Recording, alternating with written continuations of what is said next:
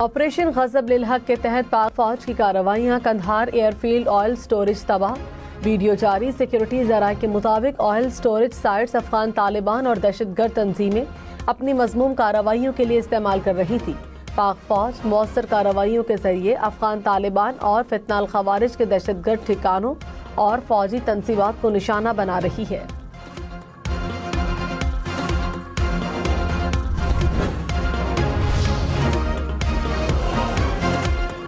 افغان حکومت نے سرخ لکیر عبور کر لی، اب سنگین نتائج بھگتنا ہوں گے۔ صدر مملکت آصف علی زرداری کا سخت رد عمل، کہا افغانستان کے یہ جسارت کہ وہ اسلامی دنیا کی بڑی فوجی طاقت کو اشتعال دلانے کی کوشش کرے۔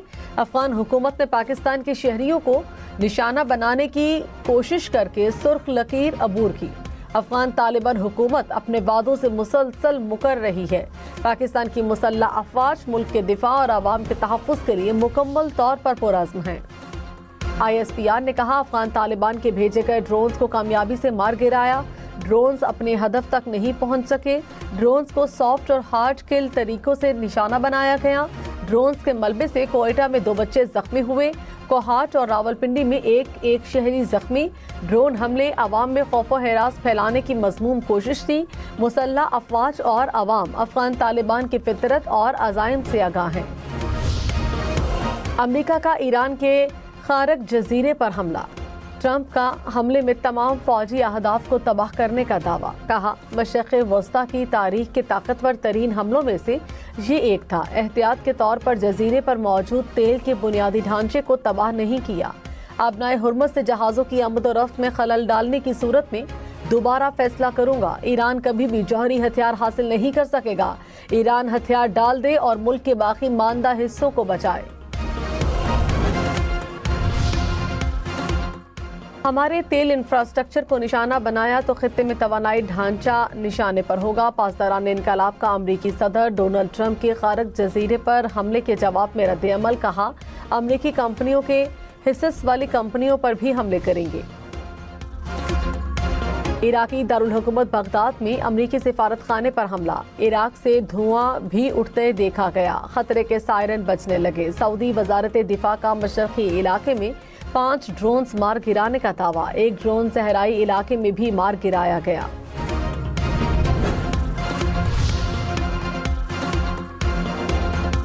متحدہ عرب امارات کی غیر مصدقہ معلومات یا مواد کے پھیلانے والوں کو وارننگ، ڈرون یا میزائل کی تصاویر یا اس سے ہونے والے نقصان کی ویڈیو لگانے پر پابندی عائد، خلاف ورزی کرنے والوں کو 2 سال قید کی سزا دی جائے گی۔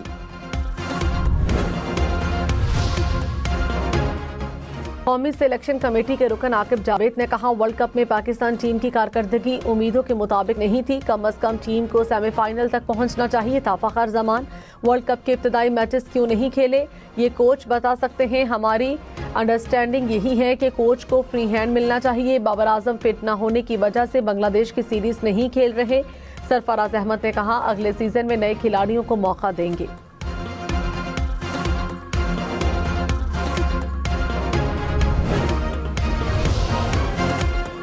کراچی میں پورٹ قاسم پر ایک آئل ٹینکر لنگر انداز، جہاز 55,000 میٹرک ٹن آئل لے کر پورٹ قاسم پہنچا۔ جہاز پر حفاظتی اقدامات کے تحت ڈسچارج کا عمل شروع۔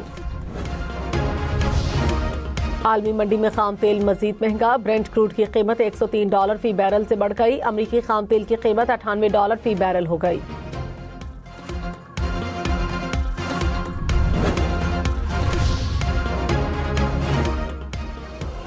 سعودی عرب کے پرنس سلطان ایئر بیس پر کھڑے امریکہ کے 5 طیاروں پر حملہ، وال اسٹریٹ جرنل کے مطابق امریکی ٹینکر طیاروں کو ایران کے میزائل حملوں میں نقصان پہنچا، طیارے مکمل طور پر تباہ نہیں ہوئے۔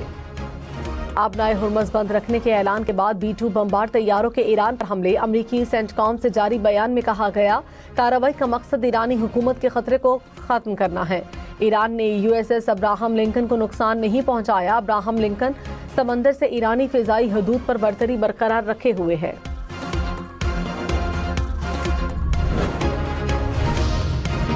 آبنائے ہرمز سے بحری جہاز گزارنے کے لیے فرانس اور اٹلی سمیت کئی یورپی ممالک کے ایران سے مذاکرات۔ برطانوی اخبار فائنینشل ٹائمز کے مطابق مذاکرات کا مقصد مشرق وسطیٰ سے تیل اور گیس کی برآمدات کی بحالی ہے۔ مذاکرات ابھی ابتدائی مرحلے میں ہیں اور کوئی حتمی معاہدہ طے نہیں ہوا۔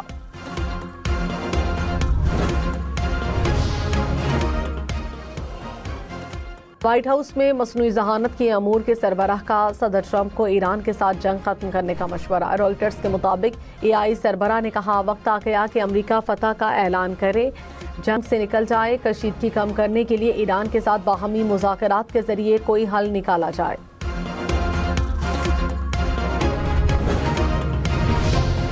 ایران جنگ ختم کرنے کے ممکنہ معاہدے سے متعلق روسی تجویز سامنے آ گئی۔ امریکی میڈیا کے مطابق روسی صدر پیوٹن نے صدر ٹرمپ کو فون پر ایرانی یورینیم روس منتقل کرنے کی تجویز دی، جسے ٹرمپ نے مسترد کیا۔ تجویز ایران کے خلاف امریکہ اور اسرائیل کی جاری جنگ کے خاتمے کے ممکنہ معاہدے کا حصہ تھی۔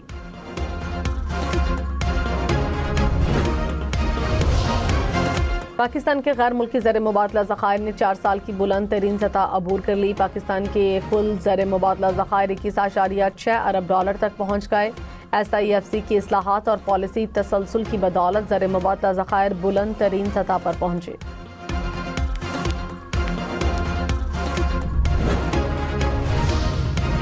اسٹاک مارکیٹ میں سہولت اکاؤنٹ کے ذریعے سرمایہ کاری کی حد بڑھا کر 30 لاکھ روپے کر دی گئی۔ SCCP کے مطابق سرمایہ کار اب 1 سے زائد بروکرز کے ساتھ سہولت اکاؤنٹس کھول سکیں گے۔ سرمایہ کار ایک بروکر کے ساتھ صرف ایک سہولت اکاؤنٹ رکھ سکے گا۔ سرمایہ کار صرف شناختی کارڈ کے ذریعے سہولت اکاؤنٹ کھول سکتے ہیں۔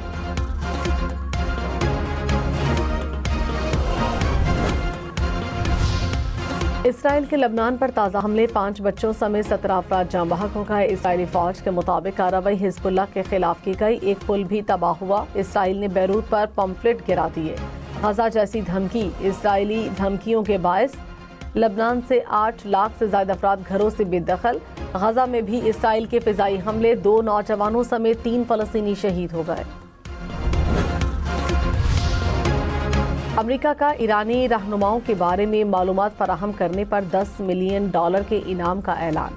عرب میڈیا کے مطابق فہرست میں ایران کے سپریم لیڈر مجتبی خامنہئی شامل، وزیر انٹیلیجنس سمیت ایرانی فوج کے دیگر افسران بھی شامل۔ ایران بہت جلد شکست تسلیم کر لے گا، امریکی صدر کا G7 اجلاس میں دعویٰ۔ ڈونلڈ ٹرمپ نے کہا ایران کی حکومت گرے گی لیکن فوری نہیں، اگلے ہفتے مزید طاقتور حملے کریں گی۔ جنگ تب ختم ہوگی جب مجھے ٹھیک لگے گا، جنگ ختم ہوتے ہی معیشت بحال ہو جائے گی۔ بحری جہازوں کو ہمت دکھانی چاہیے، آبنائے حرمت سے گزرنے میں ہچکچاہٹ نہیں کرنی چاہیے۔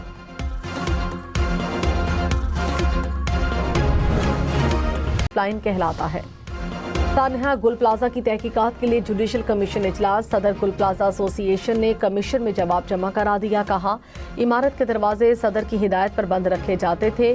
سربراہ جوڈیشل کمیشن نے چیف فائر آفیسر سے گل پلازہ آتش زدگی کا ریکارڈ طلب کر لیا۔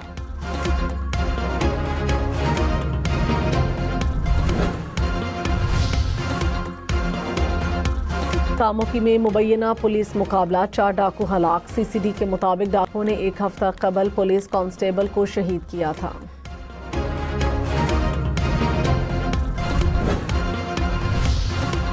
سندھ حکومت کی عید الفطر پر زائد کرایوں کے خلاف مہم شروع کرنے کی ہدایت۔ سینئر وزیر شرجیل میمن نے کہا بغیر اجازت کرایوں میں اضافہ روکنا متعلقہ اداروں کی بنیادی ذمہ داری ہے۔ کرایوں میں اضافے سے مسافروں پر اضافی مالی بوجھ پڑتا ہے، متعلقہ ادارے عوامی شکایات کا فوری ازالہ یقینی بنائیں۔ Chairman P C B Mohsin Naqvi نے پاکستان کرکٹ ٹیم کی سلیکشن کمیٹی کو پورا اختیار دے دیا۔ محسن نقوی سے سلیکشن کمیٹی کی ملاقات، کہا بغیر کسی دباؤ کے ایمانداری سے فرائض سر انجام دے، کسی کی تنقید برائے تنقید کی پرواہ نہ کرے، میری پوری سپورٹ آپ کے ساتھ ہے۔ معاذ صداقت کی شاندار بیٹنگ کے بعد جاندار بالنگ، 6 چوکوں 5 چھکوں کی مدد سے 75 رن بنائے۔ معاذ نے 3 بنگلہ دیشی بیٹرز کو پویلین بھیجا، پلیئر آف دی میچ قرار پائے۔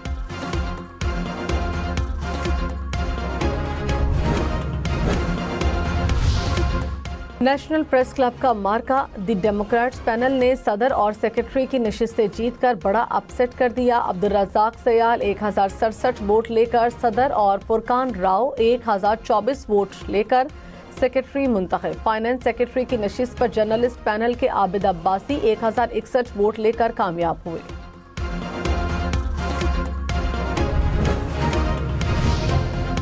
نیشنل پریس کلب کے انتخابات میں نائب صدور کی نشست پر جرنلسٹ پینل کے امیدوار احتشام الحق نے سب سے زیادہ 1202 ووٹ لیے۔